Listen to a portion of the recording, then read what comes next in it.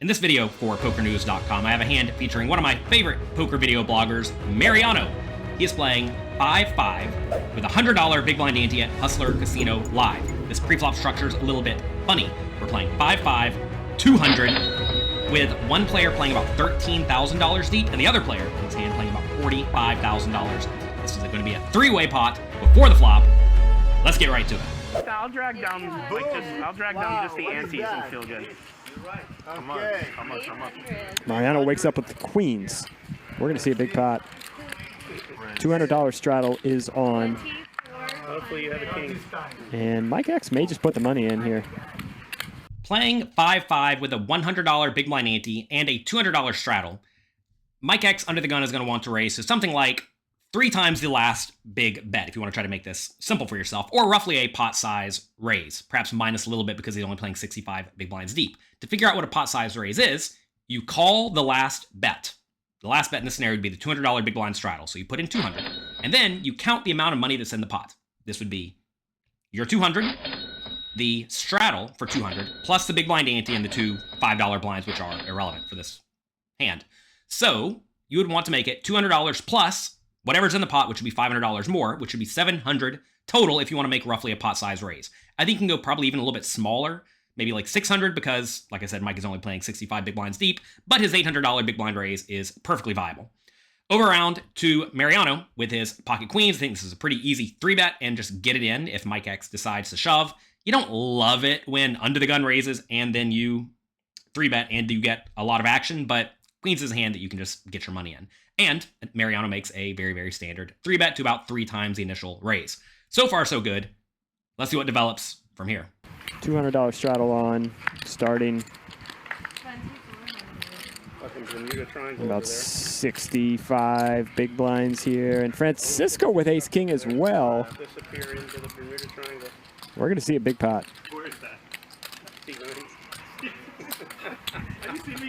Francisco makes a cold call. I imagine at this stack depth, Mike X just puts the money in.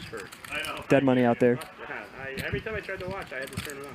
Over around to Francisco, and he has a pretty dicey situation because if he re-raises to, let's say, $7,000, and it gets back around to Mariano and he shoves it all in, ace-king is actually not in that great of shape against most reasonable players' shoving ranges. Now, I don't know how these players were playing in this game. If Mariano was being insane, you should certainly just 4-bet your ace-king and get it all in. But if Mariano's been tight, aggressive-ish, as you sometimes have to be in loose-ish, splashy-ish, Hustler Casino Live games, then I think you have to be a little bit more cautious. The problem with calling, though, is that if it gets back around to Mike X and he shoves it all in, and then Mariano sticks around, you have a really, really tough spot because, again, Mariano could just have a really good hand. That said, that's not going to happen all that often because usually when early position raises, somebody 3-bets and someone cold calls, you can be pretty sure the cold caller has something decent, and also you can be pretty sure the 3-better has something decent, so you're not going to get jammed all that often. Now, you do want to ask in Francisco's shoes if you want to have no calling range. And in this scenario, playing 200 big blinds deep, but facing a raise and a 3-bet, I don't really mind just 4-betting everything you want to play using a somewhat small size to maybe $6,500 or $7,000. I think that's fine and reasonable. You may say, what about pocket jacks and 10s? Don't you want to see a flop? Well, the problem is if you 4-bet with only aces and kings and ace-king perhaps, and you call hands like queens, jacks, 10s, 9s, 8s, then your calling range becomes very, very face-up, which is not ideal. So in this spot, I think you probably just want to 4-bet everything you want to play. Or, maybe call everything, especially if you get the vibe that Mike X, under the gun +1, is going to shove all in some portion of the time, which then you can easily call it off against. So I think you can go either way. I probably would have 4-bet the ace-king, but Francisco likes to call. All right, let's see what develops. The cold call. I imagine at this stack depth, Mike X just puts the money in. Dead money out there. Every time I tried to watch, I had to turn it on. Starting his hand at about 65 bigs with a $200 straddle on. Imagine he just puts it in. There goes, all in. No cues. Can I get a count, please? Back to Mike X. This is a spot that some players make a gigantic blunder of just calling, hoping to see the flop and flop top pair, top kicker. The problem with that is that you let both of your opponents realize their equity very well, and whenever you miss, sometimes you're going to end up check folding the best hand. So this is a scenario where the only play for Mike X is to shove it all in, unless for some reason he thinks Francisco's getting really tricky and trappy, or if he thinks Mariano has exactly aces or kings when he 3-bets, but that's almost certainly not the case in either of those situations. Also, whenever you do have ace-king, you have essentially the best blocker hand, which makes it less likely your opponents have exactly aces or kings that you're dominated against, and it makes it more likely they have underpairs which you're flipping against, and sometimes when you shove, those will fold. Or your opponents could have bluffs with like random nonsense, which will also fold, and then you collect a very, very, very nice pot before the flop without having to actually win at the showdown. So easy all in for Mike X, and then Mariano has to decide what to do. Here, I'll do it. Don't worry. Oh, so she doesn't have to get up all the way. So Francisco does this thing where he kind of like sighs and then shows his cards to the player next to him. That would be a really, really strong play with a hand like aces or kings. I think in this scenario, if Mariano is paying attention to what Francisco is doing, as you definitely should be in this spot, because that is the only thing that matters. It doesn't really matter so much what Mike X is doing, because you know you're already calling Mike X. In this spot, you really need to figure out if Francisco has aces or kings, because if he does, you can easily get out of the way. But I think when someone does that, sigh, look at their cards, show their opponents. Most people aren't just going to show their opponents that they have exactly aces or kings, because then the opponent, or the player next to them, might give off some sort of physical tell that the Mariano could pick up on, right? So this is a spot where I think if Mariano saw that, you can really, really, really remove aces and kings from Francisco's range, unless Francisco's just on a complete another level and would be willing to show the player next to him, who may give off a physical read, that he has aces or kings. So that's really, really good for Mariano. If you're Mariano, you got Francisco behind you. Any more white over there? Yeah. Sorry? For 65 bigs, I don't think you can fold queens. Oh, Francisco. Is that good? Action is over here right now. Okay? 150. Okay. 150. 160. Well, Mariano, I'm trying to shut out Francisco behind, and I'm just raising here. 8. Okay, 13, 8. 65. Well, if I'm Mariano, I just jam. Gotcha.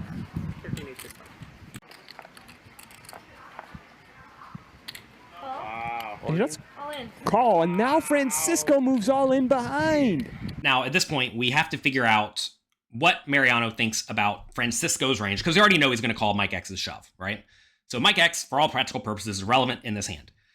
So now, if he can remove aces and kings from Francisco's range, Mariano should definitely call, because he really, really, really wants to keep in jacks, 10s, 9s, 8s, ace queen, ace jack, whatever Francisco has, because he's dominating all of them, right? Maybe he's flipping against ace king, but that's fine.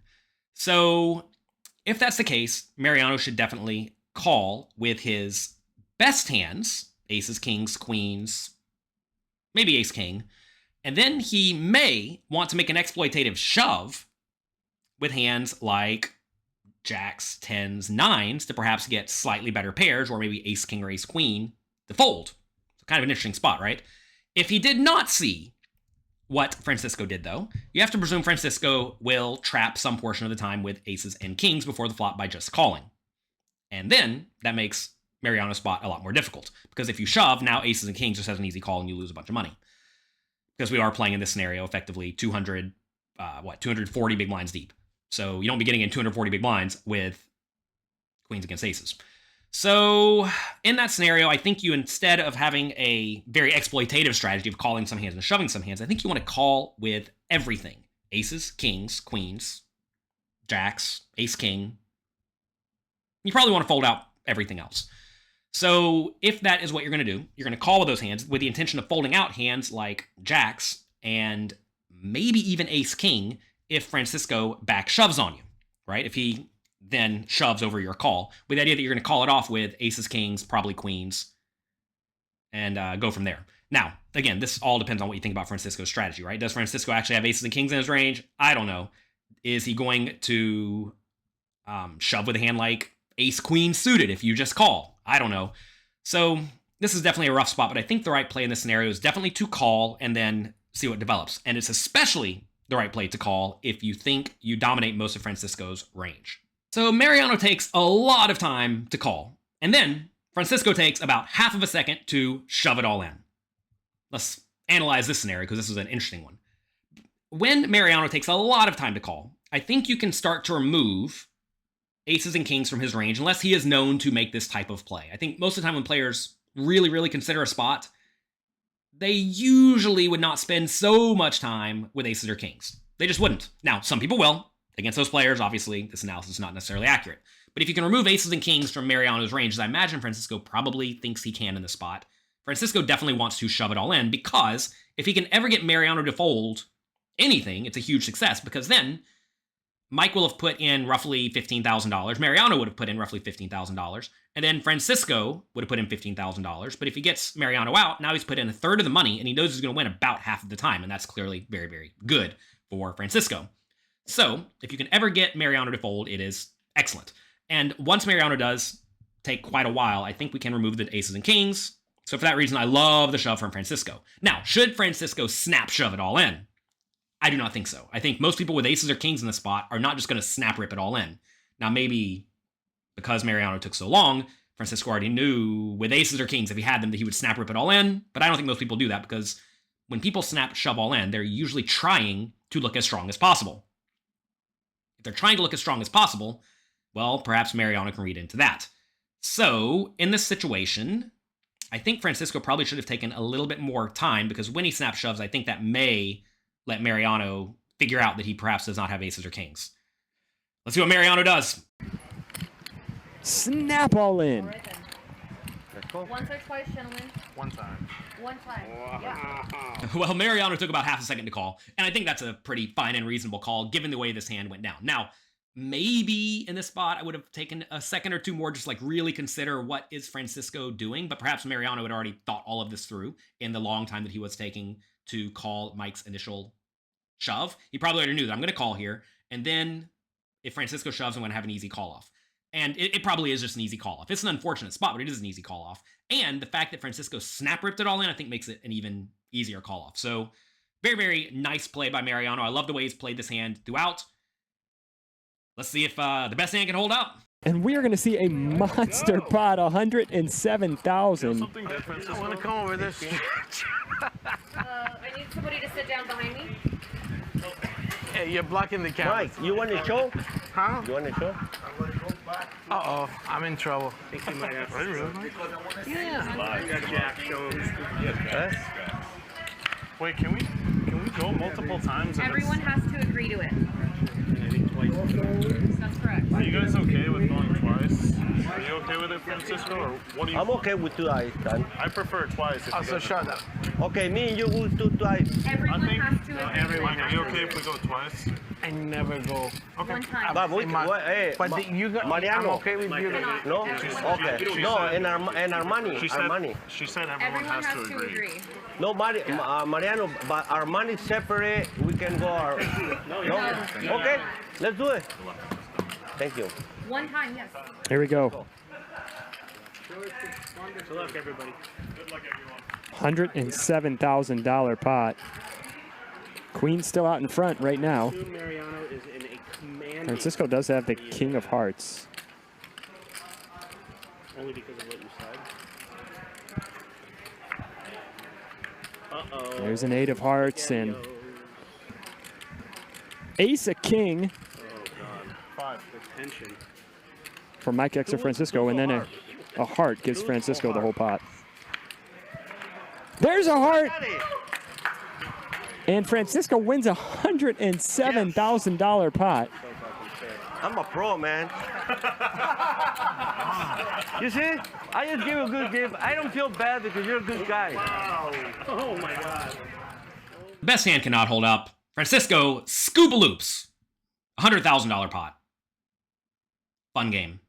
That's going to be it for today. I hope you enjoyed this video. If you did, do me a quick favor and click the like and subscribe buttons down below. Also, be sure to check out Mariano's YouTube channel. We'll put links below, and also the Hustler Casino live stream. They have a lot of very fun, big, exciting games happening right now, so make sure you check them out. Good luck in your games. Have fun. If you get it all in with queens for all the money, hopefully they hold up.